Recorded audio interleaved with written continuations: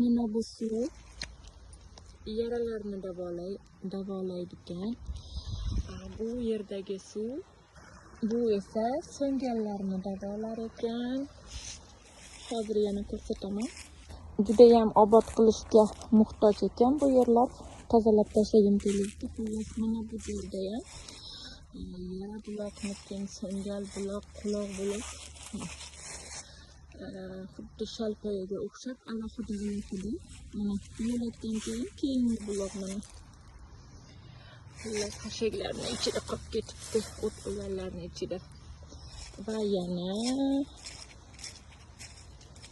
mana bu ham bor ekan. Voy, men o'zim bitta qolganim uchun qo'rqyapman. Xullas mana bu yerda suv bor ekan. Bismillahirrohmanirrohim.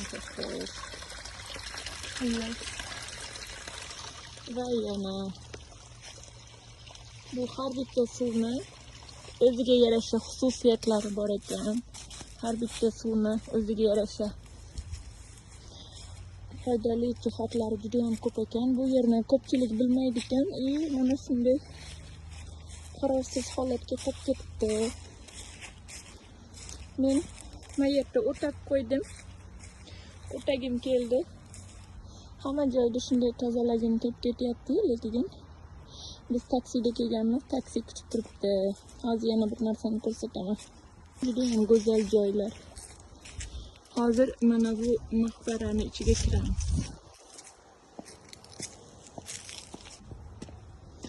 Bu joy kimningdir tushiga ayon bo'lgan ekan. O'zgan shahriga borganda ana shu joydan ko'k shoxli qo'chqor olib kelib suv deb. Hozir shu yozilgan qog'ozni ko'rsataman va birgalikda o'qib chiqamiz.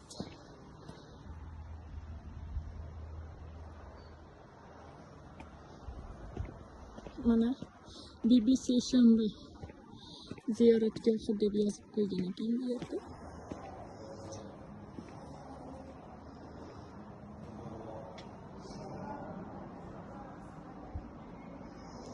Pauza qilib o'qib olsangiz bo'ladi.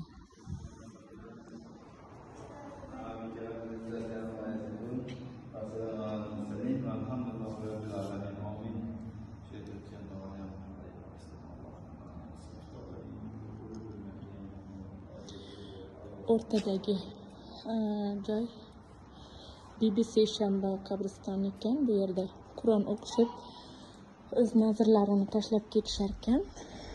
Juda ham bir chiroyli,